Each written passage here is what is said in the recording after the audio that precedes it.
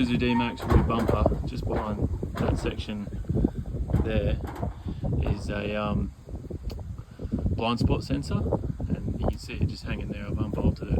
What I'm planning to do is just up there on the back of the under tray toolbox. I'm going to look at mounting it up there. I've seen a few people relocate them and mount them basically directly underneath the tray, and haven't had any dramas. I still want it to sort of be as close as possible to the original location, so I'm just going to try and mount it off the back of the toolbox and see how it goes. But yeah, there's in behind the bumper there is a bit of steel. It's just extra weight, and we're towing a caravan, so whatever weight you can lose off your back end is always handy. Alright, we'll see how we go.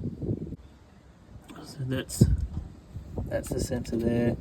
That's one of the bolts. There's two more just there. So what I'm essentially doing is where it is there, if we step out here, it's pretty much going here, so it's going to be raised probably about 100 mil, but essentially in the same spot. So your blind spot from the back of the vehicle, it's roughly there, so it'll still pick up, which is what you want it to do. And having the toolbox and all the rest of it on the back there you do actually have a decent blind spot.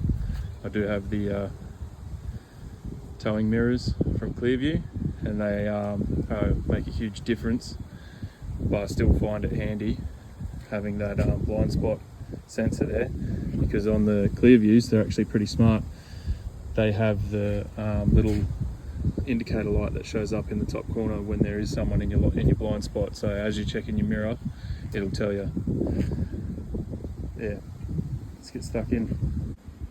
I got both sensors unbolted, and then it just bolts up under here. There are 18 mil, there's two of them. I'm just going to loosen them off. I might need to loosen that back one off just so I can slide it out fairly easily. So the other thing you want to do before you take the bar off is all the conduit or the coro. Just go along and unclip them.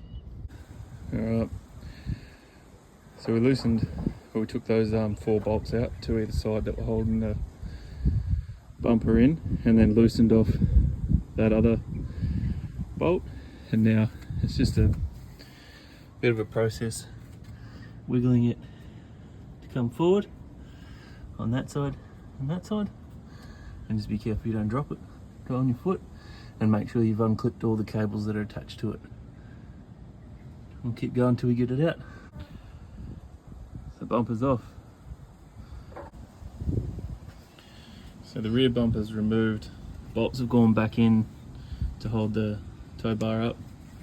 I'll deal with all that stuff once I've got these mounted.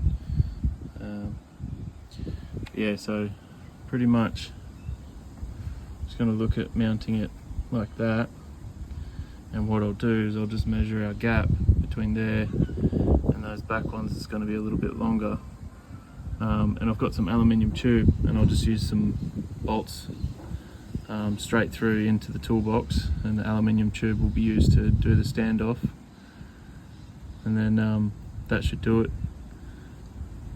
So yeah, if anyone wanted to do this at home, it's not, you don't need to fabricate too much. It's just cut some tube and bolt it back on, as long as you've got the under tray toolboxes. Okay, that's my other tube. That's my mark. I'm not going to tell you what to cut it with or how to cut it, because that's just sucking eggs. If you already got this far, you already know how to use tools and whatnot. So all I'm going to do is I'm going to cut 2 at this size, 1 for each side, and then mount it, and then I'll get my measurement for the other 2 bolts or other 2 spaces that I need, so that way I'm not guessing.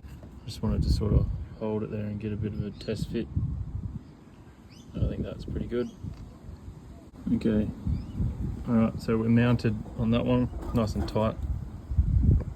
Marked out those 2 holes and drilled them out did my measurement. So just for reference, this one was 30mm and the back two are 50mm. Yours might be different.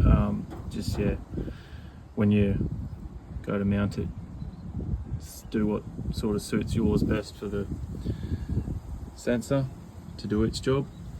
Probably should mention as well, bit of a disclaimer, because I'm modifying a safety feature, my best guess would be that the insurance side of things might come into it if I do have an accident or not, I don't know. So if you are doing something like this, sort of at your own peril, I guess.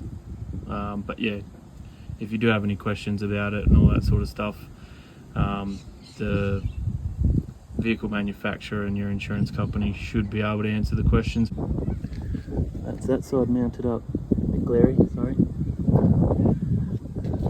Bottom one there. Top one there. So I'll change the stainless bolts out later on when we go to the shop. Still there.